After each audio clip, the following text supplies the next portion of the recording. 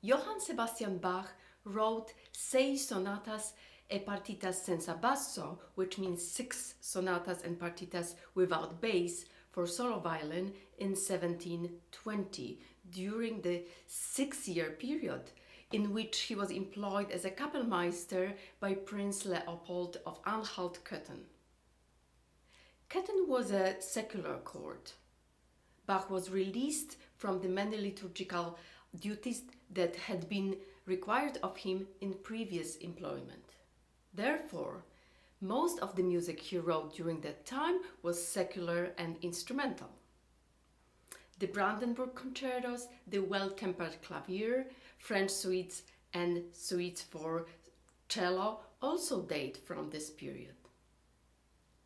Like the rest of Bach's compositions, they were forgotten after his death. Their revival began with the violinist Ferdinand David, who prepared the complete set for publication in 1843. Famous violinist Joseph Joachim also performed selected movements, helping to make the works more familiar. Incidentally, he was also the first to record them. Felix Mendelssohn issued the Chaconne movement of the D minor Partita with an original piano accompaniment, and Robert Schumann issued all 6 sonatas and partitas with piano accompaniment in 1854. Johannes Brahms and Ferruccio Busoni later made piano arrangements for the Chaconne. Nevertheless, it was only in the 20th century that the 6 works took their rightful place among the masterpieces of the violin repertoire. There are 3 sonatas, G minor, A minor, and C major, and 3 partitas, B minor, D minor, and E major. The sonatas are written in the form of sonata da chiesa, church sonata, and the partitas are written in the form of dance suites. Each following sonata is longer and more complex. The fugues are getting longer and more complex as well, from triple chords in the first fugue, G minor, to 4-voice chords in the later fugues. I particularly like how musicologist Stanley Ricci organizes sonatas and partitas. For him, there are improvisatory movements, fugues, ostinato movements, dance-like movements, virtuoso movements, philosophical movements, and lyrical movements. What inspiration had Bach in order to produce such an amazing body of work for solo violin in polyphonical style? We know he grew up listening to his father, Johann Ambrosius Bach, who was a good violinist. We know Johann Sebastian was also a good violinist himself, according to his son, C.P.E. Bach, and I quote, "He played the violin cleanly and penetratingly, and thus he kept the orchestra in better order than he could have done with the harpsichord." It is worth knowing that we have examples of set pieces in polyphonic style for solo violin before Bach. The oldest, Paul Westhoff, Suite for Solo Violin, written in 1683. Franz Bieber Passacaglia, part of Rosary Sonatas, written in 1676. And finally, Pisendel Sonata a violino solo a senza basso, written in 1717. So maybe composing Bach's sonatas and partitas was a result and a natural progression of the development of solo violin repertoire in polyphonic style, but on a much bigger scale as ever written before. The 6 sonatas and partitas are the pinnacle of the violin repertoire because of their complexity and their beauty. Emotionally powerful and passionately involving, these pieces challenge the performer to the limit of his or her technique and musical integrity. Many violinists feel that a lifetime is not long enough to master these great works.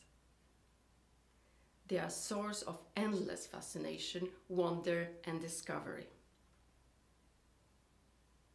I would like to share with you what I learned from my teachers, my mentors, what I learned from my thorough research, readings on the subject of Bach, and my own experience of performing these masterworks. I would like to share with you my thoughts in hope that they will make you curious to want to explore sonatas and partitas in depth.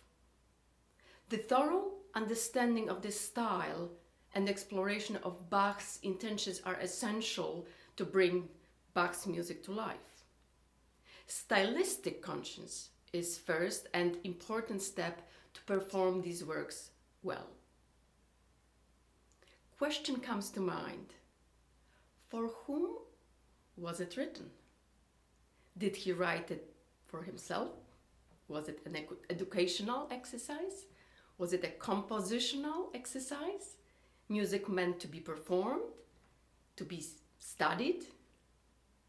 Maybe it was written for the great virtuoso Johann Pisendel, whose solo sonata senza basso Bach surely knew. We can only guess.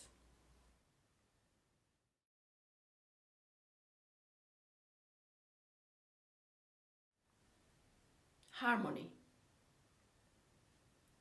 Speaking of harmony in the sonatas and partitas of Johann Sebastian Bach, great pedagogue Miriam Fried says you have to analyze and map out the harmonic skeleton. I recommend you have to map out the movement, find the most important intense moment, then second most intense moment, cadences, how many sentences are and how long they are, how many climaxes are and how they relate to each other. Emotional interest and impact comes from beautiful harmonic progression, so you have to think harmonically and chordally.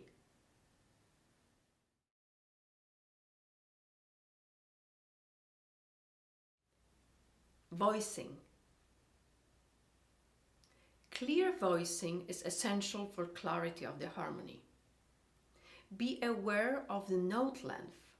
There is a melodic note and accompanying note. The melodic note should be held longer.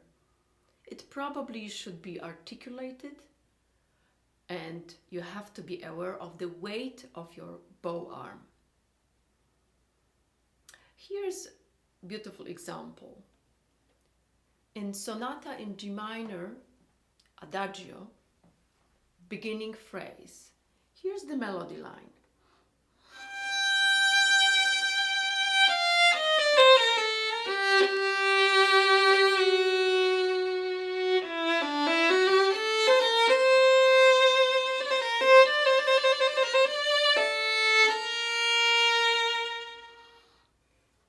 And of course we have many chords and accompanying notes. There are two places where you should be aware of the note length.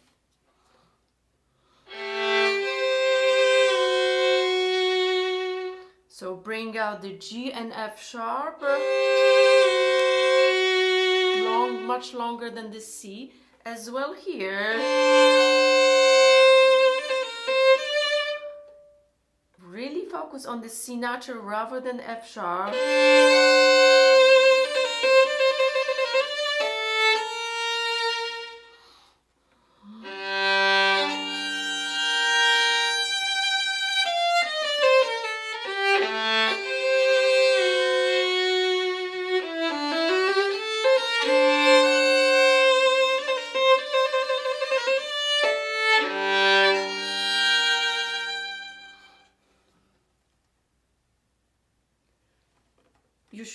also aware that in arpeggios, voicing is very important.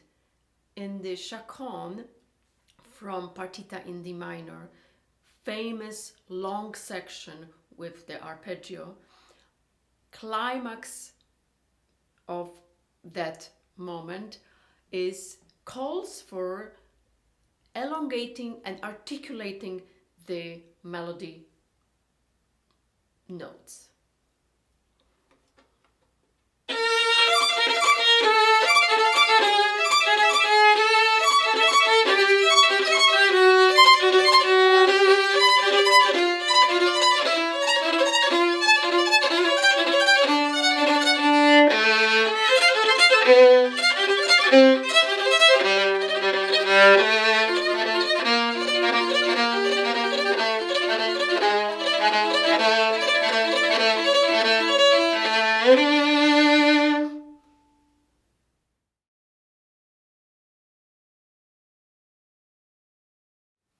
Melody and ornaments.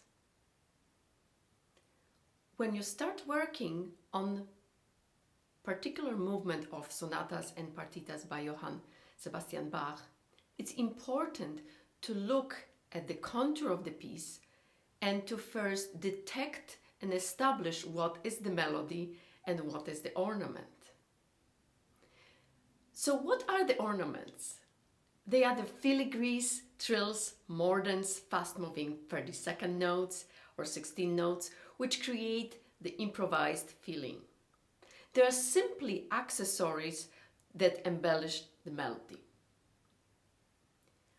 Examples of early ornaments are Corelli sonatas, and as Rachel Barton Pine suggests, the Roder edition, made in Amsterdam, is a fabulous tool to practice ornaments. This edition puts on each line first ornamented line, then melody line, and then the bass line. It's really useful. So how precisely do we do that? Do we make those ornaments work? We can hold the longer value notes longer, then flow the ornaments notes faster with a sense of motion. Here's an example from Adagio from Sonata in G minor with melody and ornaments. If I would decide to play very metronomically the beginning phrase, it would sound like this.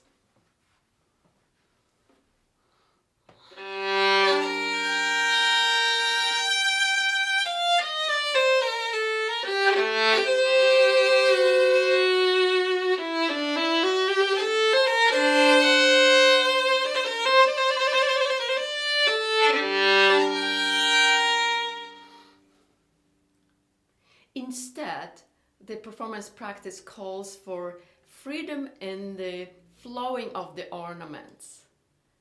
So the interpretation would be more like this.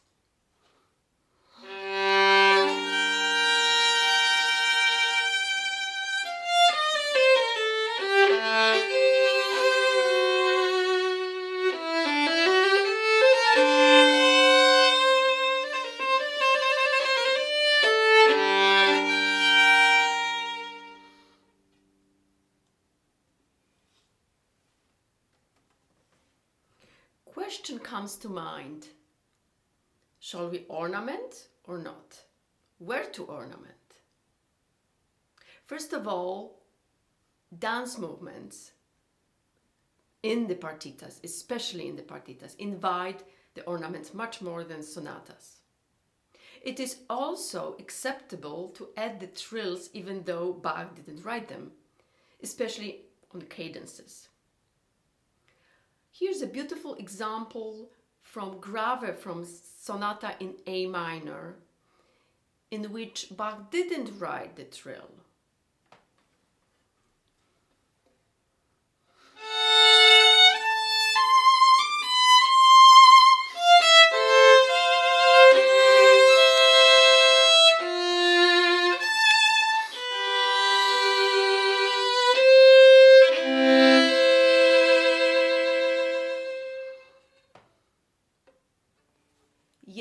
lot of players decided to add the trill on the cadence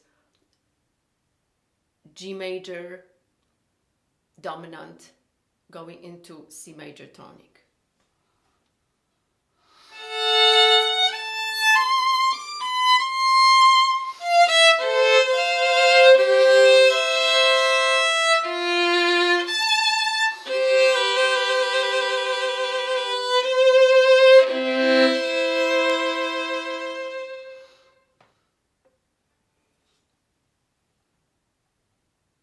There are also multiple examples in the fugues where trills are written or not written.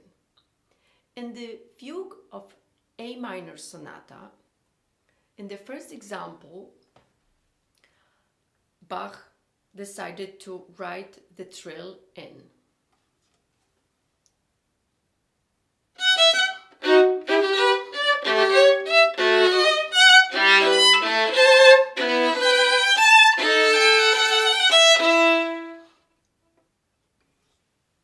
In the next example, which is very similar, I would say, he didn't write the trill.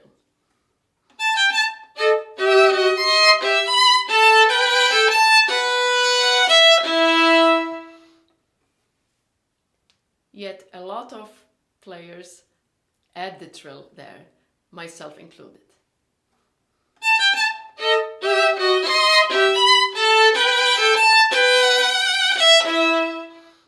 It's much more exciting and inviting.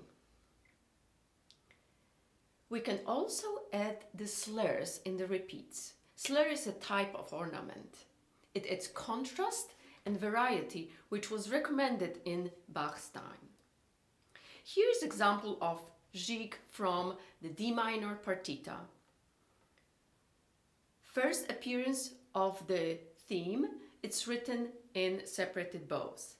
But when we come back, we can add the slurs and mordents.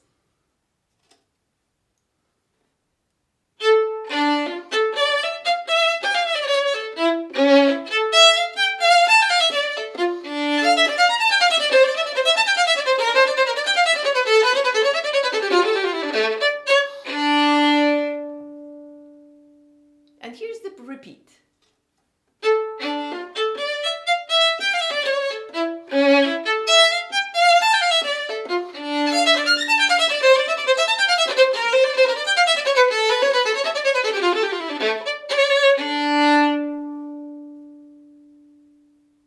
Again, it's much more exciting and it adds great energy and variety. Usually in the ornaments, we don't happen to notice the bass notes, but there is an interesting example of the very long ornament in the grave of Sonata in A minor, in which we have few bass notes. So I would like to show you this example.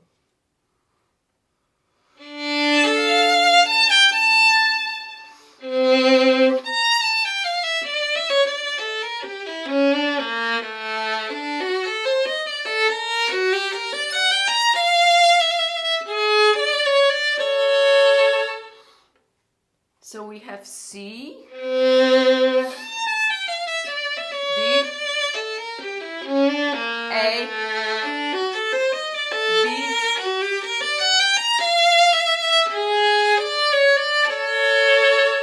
G sharp and A. On the subject of ornaments and the freedom of the flow of ornaments, we can get inspired by listening to the harpsichord version of the A minor sonata and the lute version of E major partita.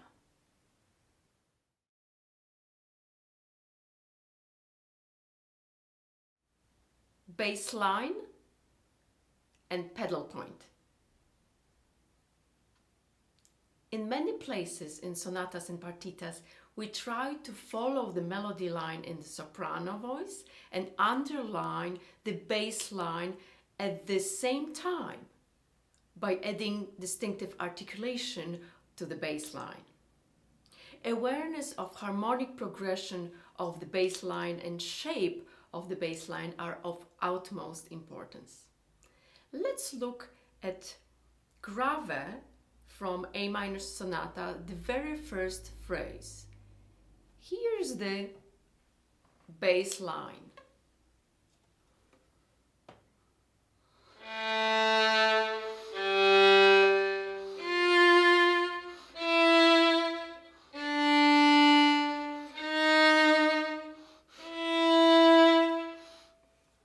And if I would be more aware of harmonic progression in that bass line, I would shape it like this.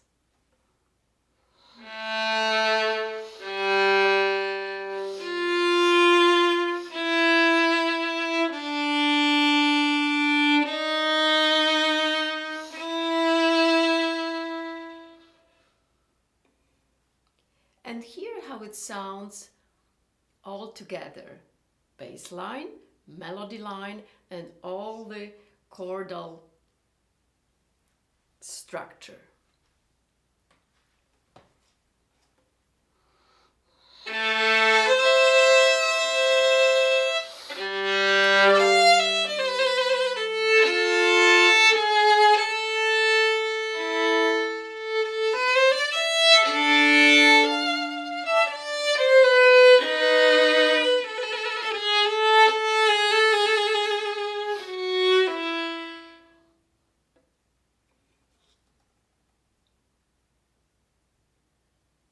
Attention should be for melody, bass, harmony, and relationship between them, following all of them.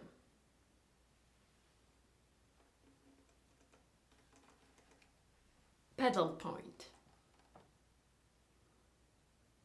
What is a pedal point in music? It's a tone sustained through several changes of the harmony that may be consonant or dissonant with it. In instrumental music, it's typically in bass. What is the role of the pedal points in Bach's music? It is creating tension.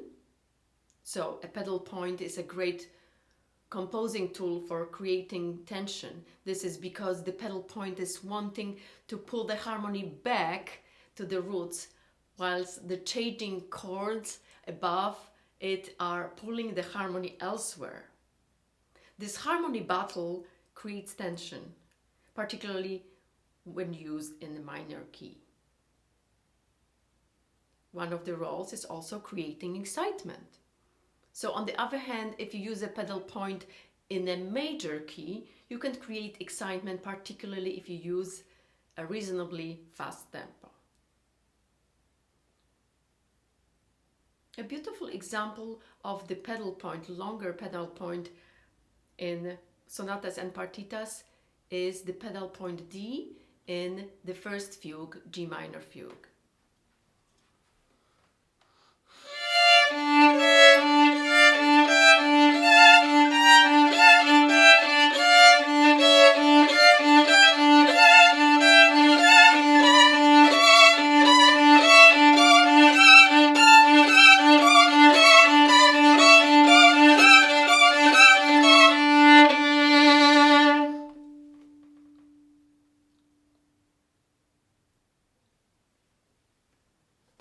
Quite interesting and fascinating example of the pedal point is Andante from Sonata in A minor, which the pedal point is basically a second voice.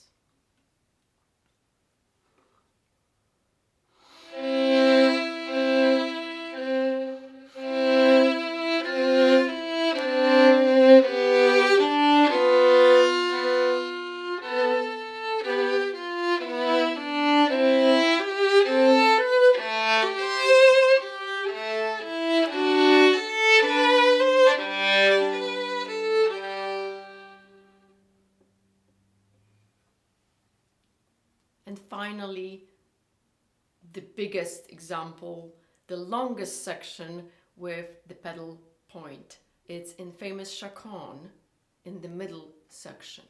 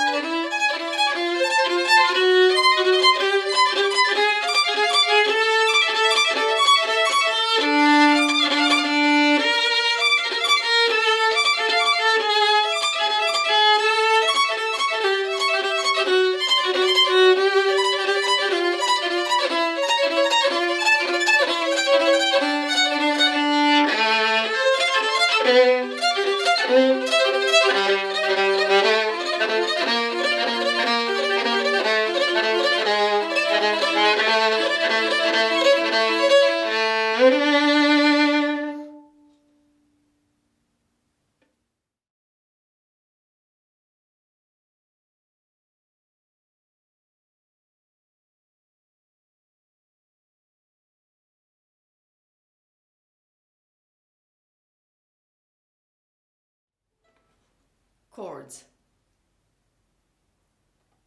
Playing chords in Bach sonatas and partitas is a very complicated issue. No solution is perfect and it requires compromise. It is known that on the violin, one voice instrument, it is impossible to sustain 3 or 4 voice chords. We can only deceive the listener and, as great pedagogue Miriam Fried puts it, create illusion that we can play 3 or 4 voice chords. Adjustments have been made to the modern violin to increase the tension of the strings in relation to different parts of the instrument so as to maximize the sound volume to meet the demands of the large concert halls settings. During Bach's lifetime, violins had shorter fingerboards and lower bridges. Thus, playing double and triple notes was less difficult than the same execution on the modern-day adjusted instruments. Bach's works demonstrate complete mastery of the contrapuntal writing, which requires many voices to be played simultaneously while often retaining the independence of the lines. For example, in the fugues of the 6 sonatas, the various lines interact and should be played as if by separate violinists. Recently, I came across the addition of certain movements of Bach sonatas and partitas arranged for 2 violinists. I think it's a valued exercise to try to play it with 2 players. It is obvious that the sheer number of chords and their frequency are the most challenging technical issue in the sonatas and partitas. Let's talk about some details. First question, shall we roll chords up or down? In Bach's times, up until 20th century Eugene Isai sonatas, the chords were always rolled up. Trying to physically do it, to roll down 4 voice chords, the gravity tends to work against us and it is much more difficult to achieve satisfying sound result. It is choppy and scratchy. Some editions suggest that, but I don't recommend it. I'll give you example. Here is the place in the fugue of G minor where some editions suggest to roll the chord down, and it's really awkward sounding.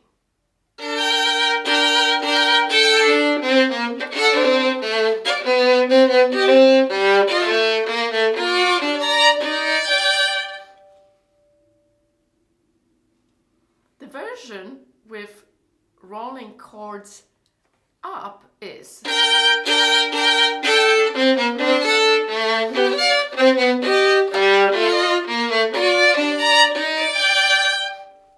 I think it's a better solution.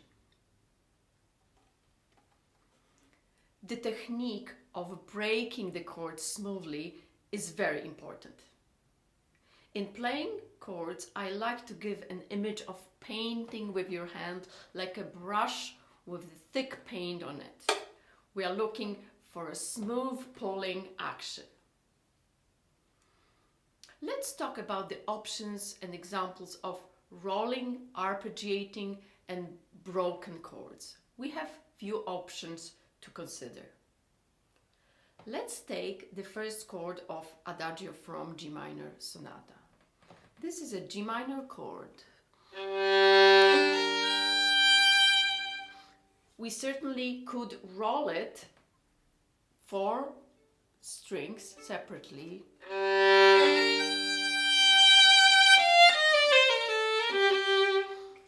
But you lose a lot of resonance. So I would suggest to, if you want to roll, to try to roll giving impression of some double stops. So here,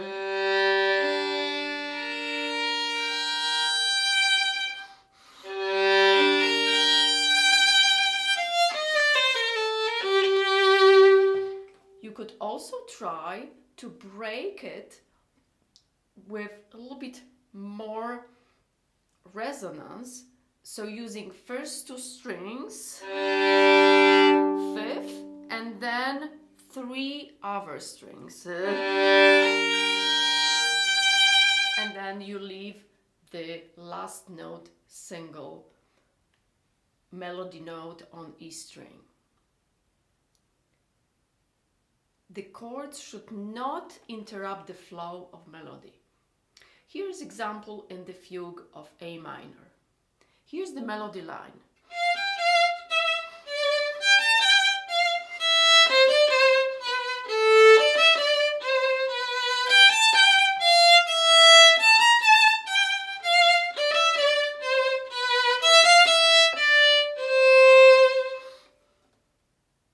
So the timing of the chords is very important.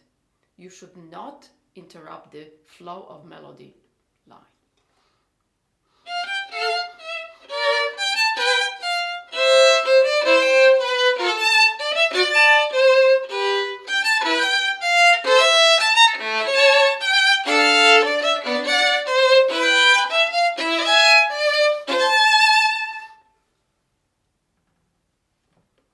Shall we play the chords on the beat or before the beat?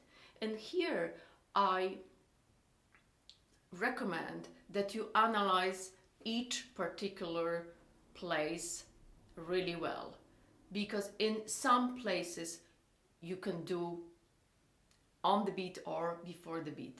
We should always have a clear pulse from chord to chord. Here's the example from fugue from A minor sonata. This time I will break the chords before the beat.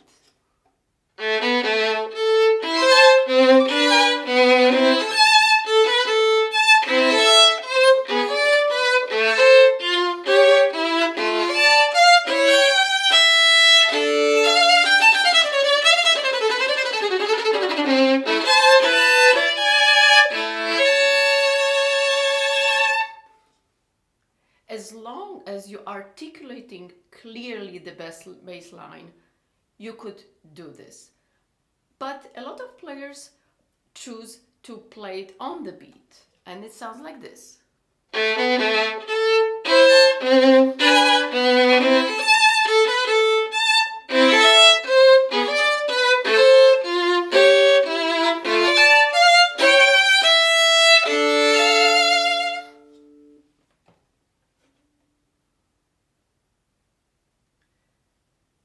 The analysis of harmony in chords determine the shape of gestures and phrases. One technical issue of chords in sonatas and partitas is that they involve a lot of fifths, which are difficult on the violin. So in analyzing technically the chords, you really have to know how to put the finger on two strings when you play fifth, whether to put weight on lower string or upper string, or in between strings. This is a particular technical issue that a lot of people struggle in playing the chords in Bach.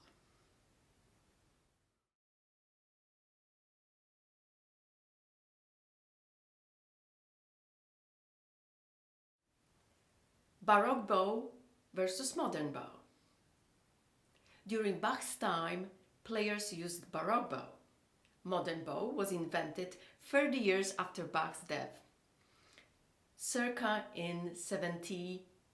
80 by François Tourte. Let us start with some specifics and compare the two. I have here two bows. One is a modern bow, one is a beautiful Baroque bow. It's a copy of Stradivari bow, copy made by Andrew Dipper from Claire Given's shop. Baroque bow is curved differently than modern bow. Modern bow is curved inward, so if pressure or weight applied, it will bend.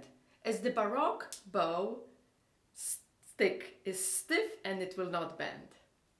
Baroque bow is shorter and has 2/3 of the hair of modern bow. In other words, modern bow has much more hair than Baroque bow. Baroque bow favors heavier playing at the frog and lower half, and natural, lighter, softer at the tip of the bow. The sound is lighter and naturally decays towards the tip.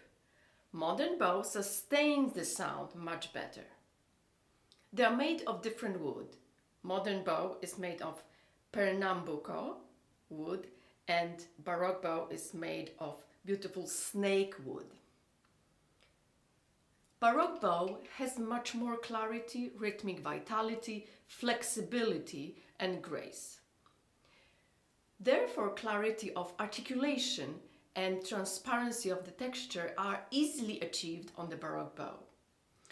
Baroque bow, with its clear resonance and flexible short stroke, is particularly wonderfully suited for the fast movements from sonatas and partitas, such as presto from sonata in G minor or gigue from partita in D minor. Let's listen to the example of gigue from partita in D minor on both bows.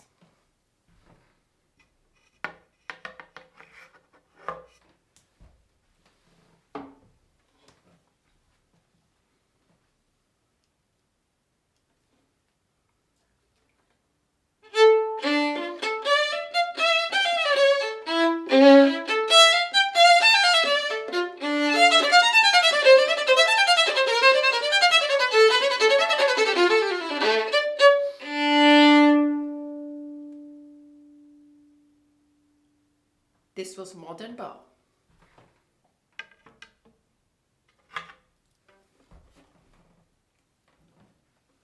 Played on the Baroque bow, it will probably sound a little bit lighter, but clearer.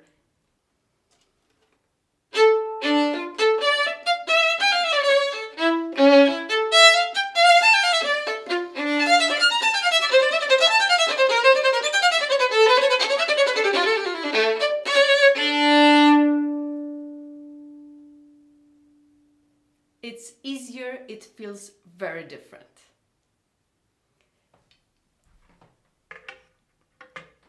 In the recent years, modern players experiment with moving the hand bow grip up the stick slightly above the frog and play the sonatas and partitas on modern bow, but with the higher grip.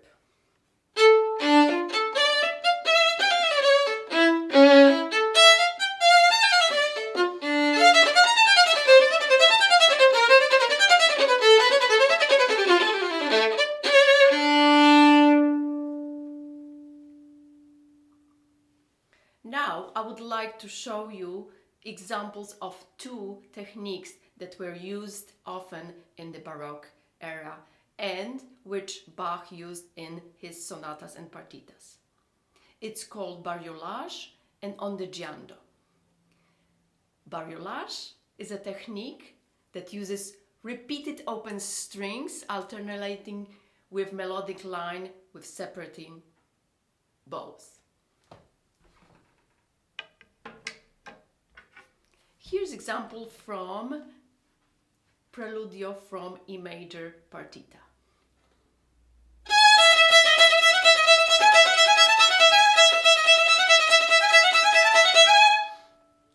So I'm alternating open E string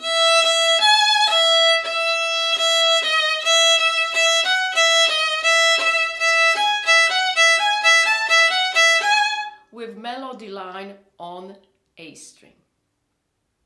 On the giando is a very similar technique. It is repeated open strings alternating with melodic line, but in legato. Here's another example from Preludio from E major Partita.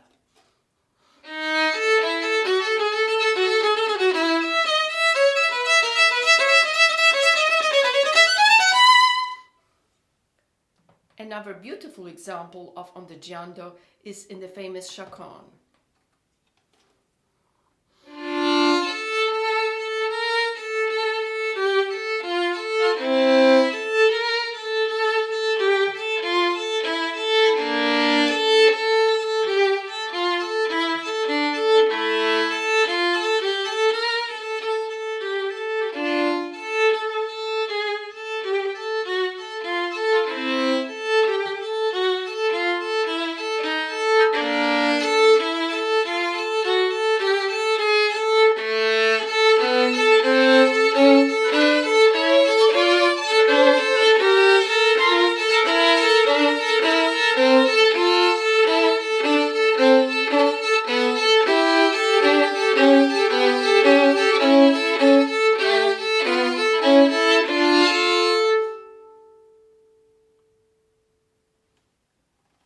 Triple chords are easier and sound lighter on the shorter Baroque bow.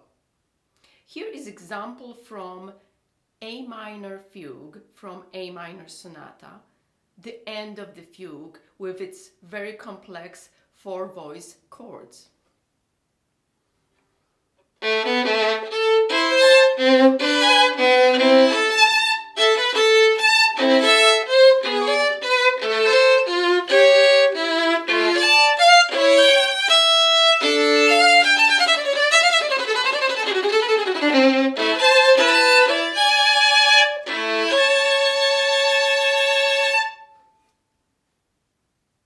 And now I will play exactly the same excerpt, but on the modern bow, and you will probably see that I struggle a little bit more with the modern bow in the chords.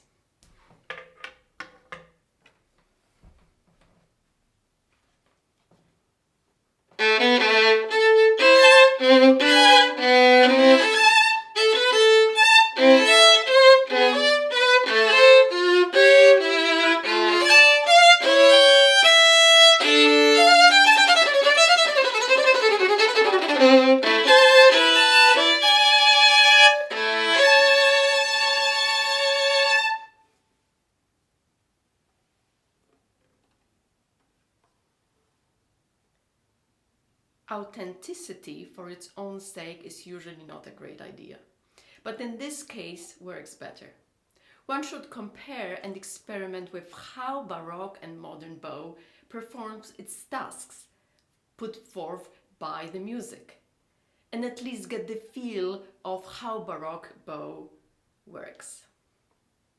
As we know, the bow is the instrument of musical expression. It is always good to choreograph your bow strokes.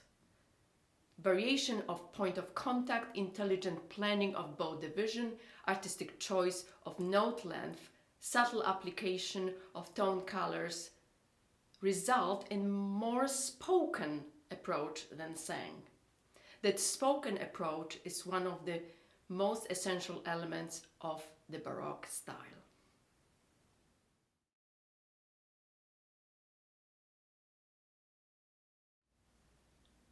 Vibrato. There was no continuous vibrato during Bach's time. Continuous vibrato was not acceptable. Higher positions vibrato that players use now in romantic or modern repertoire is connected with certain amount of physical tension that was unknown in the Baroque era. Vibrato was used as ornament only and used logically, meaning to emphasize certain note or a harmony. The purpose of vibrato is ornamentation. interesting harmonic event, dissonant, melodic contouring calls for certain type of vibrato. For example, slow, wider vibrato and slow bow speed is appropriate on the relaxed harmony notes. Faster vibrato, tighter, more centered, will be appropriate on the dissonant notes or chords. There should be no vibrato on weak expressive notes. There should be no slides.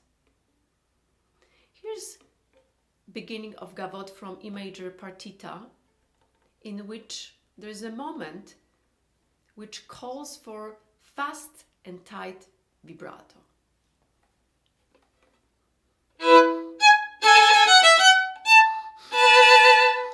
So this dissonance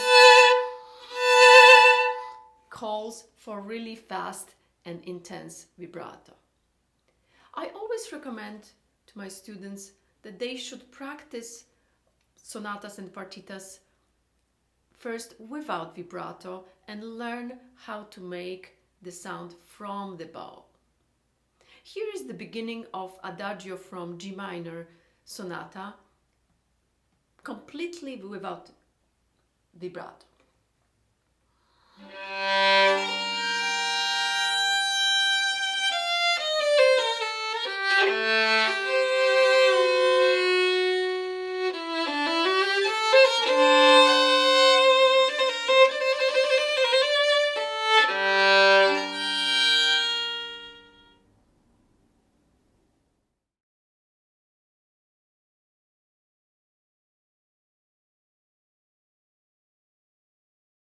Manuscript versus editions.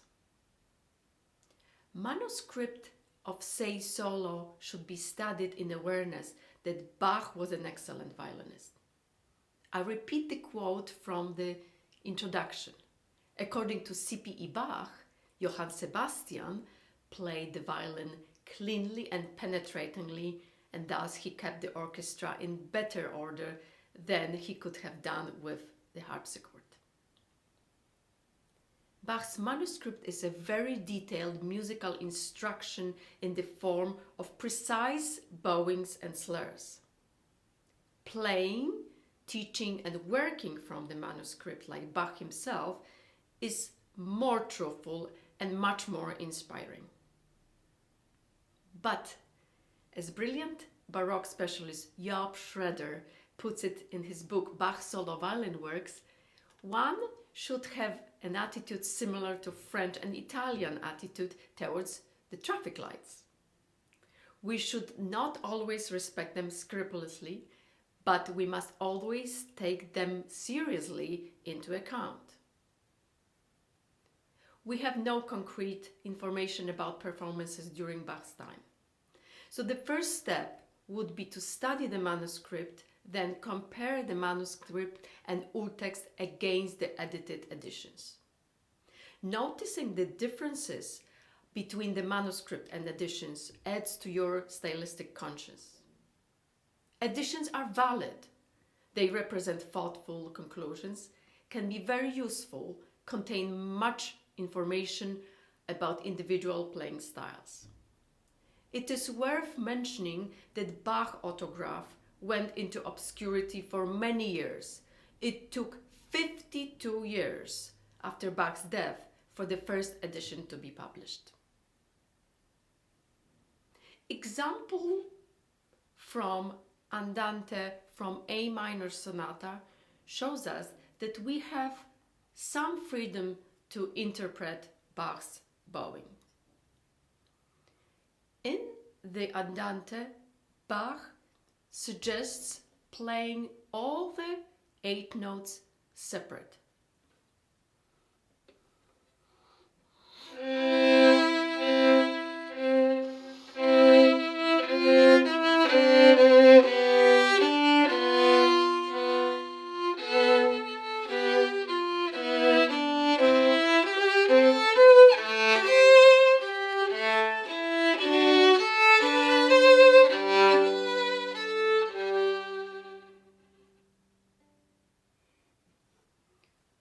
It's slightly difficult and many players decide to slur to 8 notes. And it sounds like this.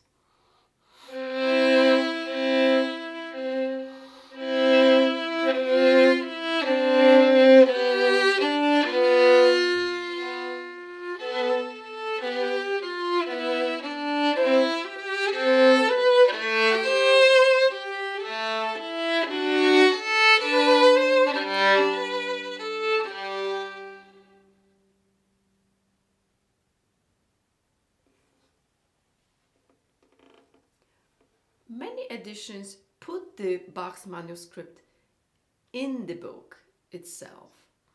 Galamian edition puts it at the very end of the book. Polish edition by Wronski places the parts of the manuscript against the edition page by page, which is very helpful for comparing exactly page by page.